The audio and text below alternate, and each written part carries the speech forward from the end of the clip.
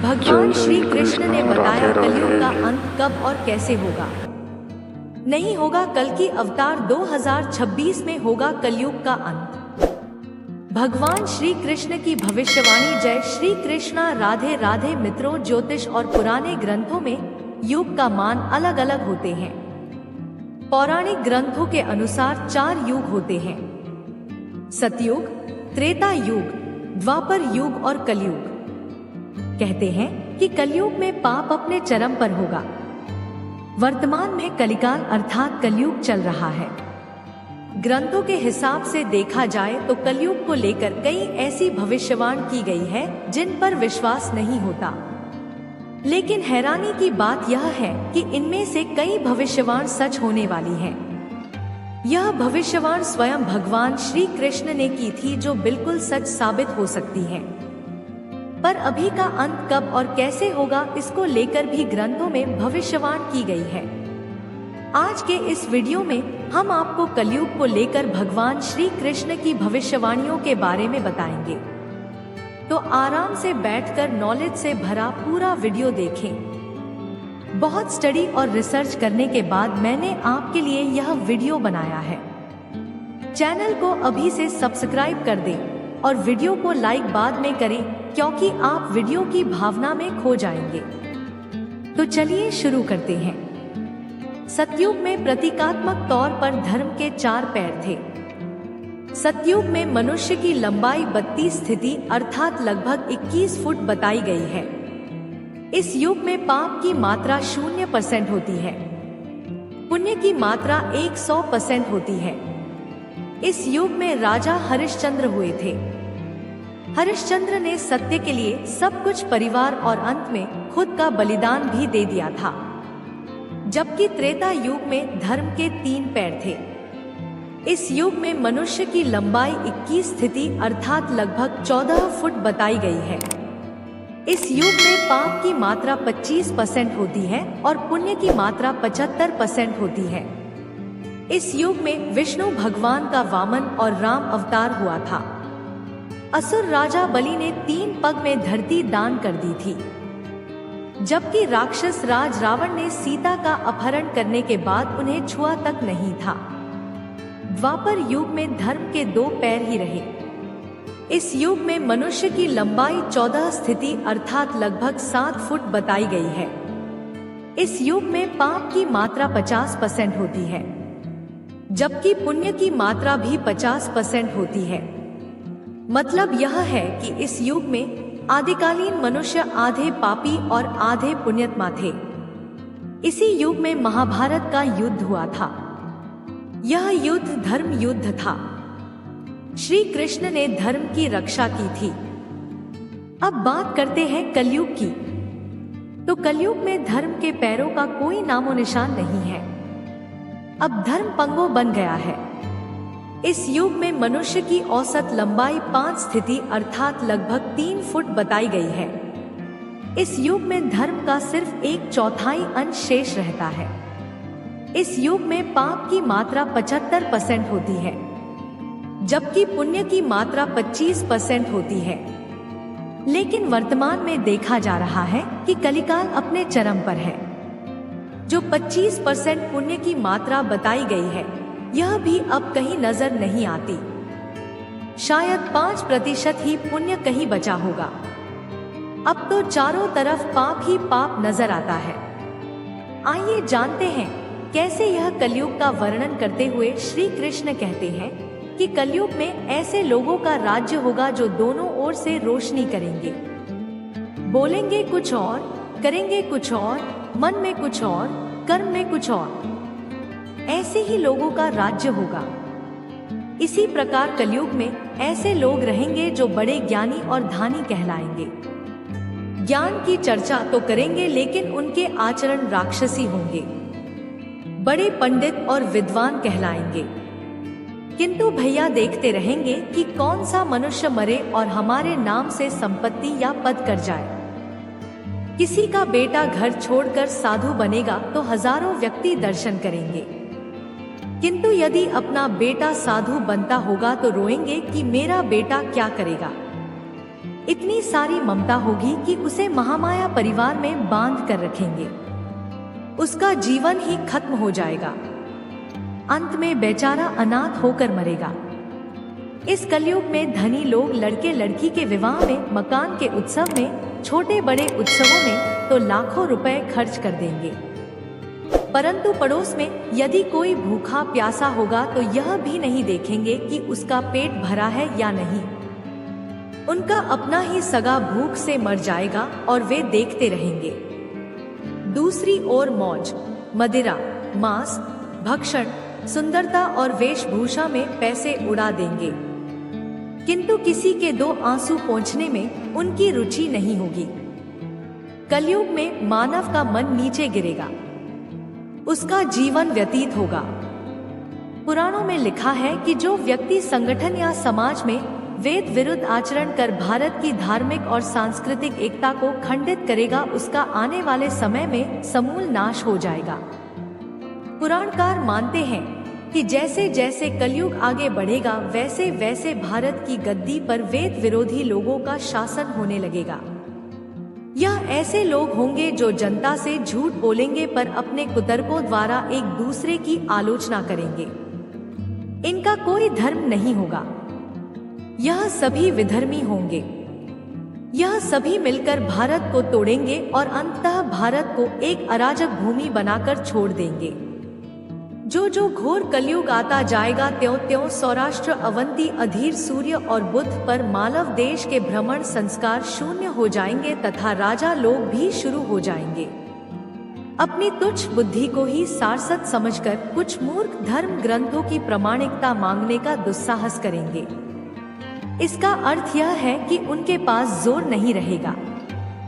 जब वेदों को छोड़कर संस्कार शून्य हो जाएंगे तब सिंधु तट, चंद्रभागा, तटवर्ती प्रदेश, कौती, पूरी कश्मीर मंडल पर पाया गुर्जरों का, उर्मिलेश का राज होगा। सत्य, अहिंसा, धर्म सब राजा आचार विचार में मिलेंगे। प्राय यह सब एक ही समय में भिन्न भिन्न प्रांतों में राज्य करेंगे, लूट खसोट कर अपनी प्रजा का खून चूस लेंगे। जब ऐसा शासन होगा तो देश की प्रजा में भी वेद शून्यता, आहार, आचरण, भाषण की विकृति बढ़ जाएगी।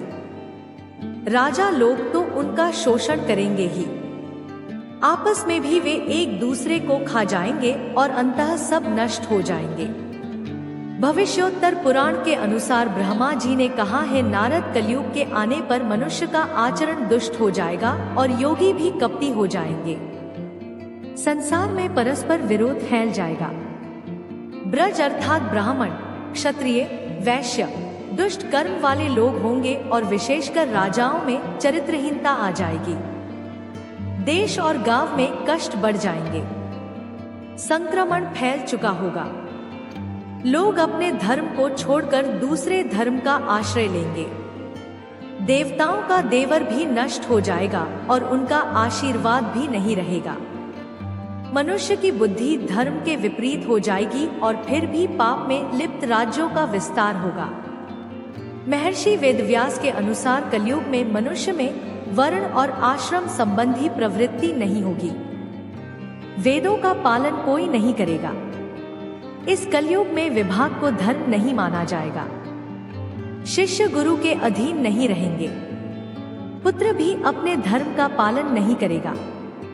कोई किसी कुल में पैदा क्यों ना हो, जो बलवान होगा वही कलयुग में सबका स्वामी होगा। सभी वर्गों के लोग कन्या विवाह का निर्माण करेंगे। अनुगुण जो भी किसी का वचन होगा वही शास्त्र माना जाएगा। कलयुग में थोड़े से धन से मनुष्यों में बड़ा घमंड होगा। स्त्रियों को अपने केशों पर ही रूपवती होने का गर्व होगा। कलयुग में स्त्रियां धन्याप्ति को त्याग दें। वह समय धनवान पुरुष ही स्त्रियों का स्वामी होगा। जो अधिक देगा उसे ही मनुष्य अपना स्वामी मानेंगे। उस समय लोकप्रियता के कारण संबंध रखेंगे। द्रव्य राशि घर बनाने में ही समाप्त हो जाएगी। दान पुण्य का काम नहीं होंगे और बुद्धि धन के संग्रह में ही लगी रहेगी। सारा धन उपयोग में ही समाप्त हो जाएगा। कलयुग की स्त्रियां अपनी इच्छा के अनुसार आचरण करेंगी। हाव भाव और वस्त्रों में ही उनका मन लगा रहेगा। अन्याय से धन पैदा करने वालों में उनकी आसक्ति होगी। कलयुग में सब लोग सदा सबके लिए समानता का दावा करेंगे। कलयुग की प्रजा बाढ़ और सूखे के भय से व्याकुल रहेगी। सबके नेत्र आकाश की ओर लगे रहेंगे। वर्षा न होने से मनुष्य तपस्वियों की तरह फल मूल व पत्ते खाकर जिएंगे और कितने ही आत्मघात कर लेंगे। कलयुग में सदा अकाल पड़ा रहेगा। सब लोग हमेशा किसी ना किसी संकट से घिरे रहेंगे। किसी किसी को तो थोड़ा बहुत सुख मिल जाएगा।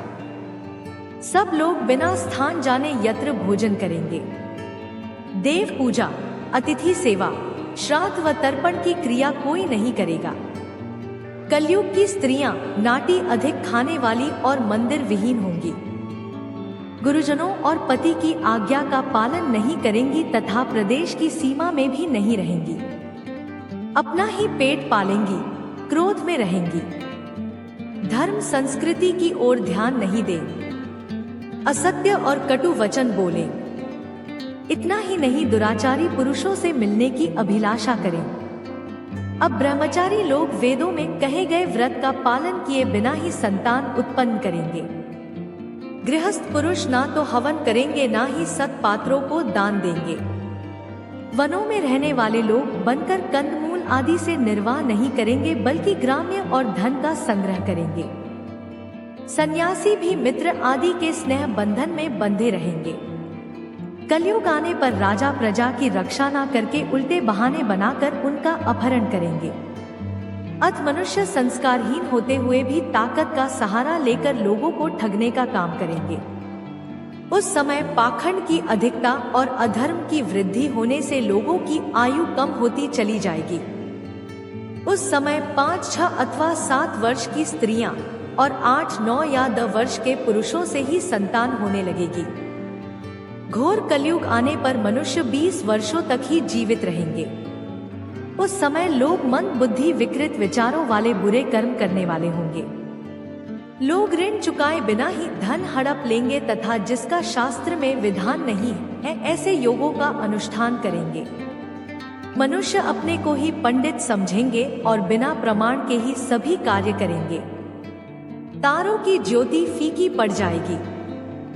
10 दिशाएं विपरीत हो जाएंगी। पुत्र पिता को तथा बहू सास को काम करने नहीं देगी। कलयुग में समय के साथ साथ मनुष्य भ्रम और शंका पर विश्वास करने वाले, शास्त्र ज्ञान से रहित, दम से भरे और अज्ञानी होंगे। कलयुग के अंत के समय बड़े भयंकर युद्ध होंगे।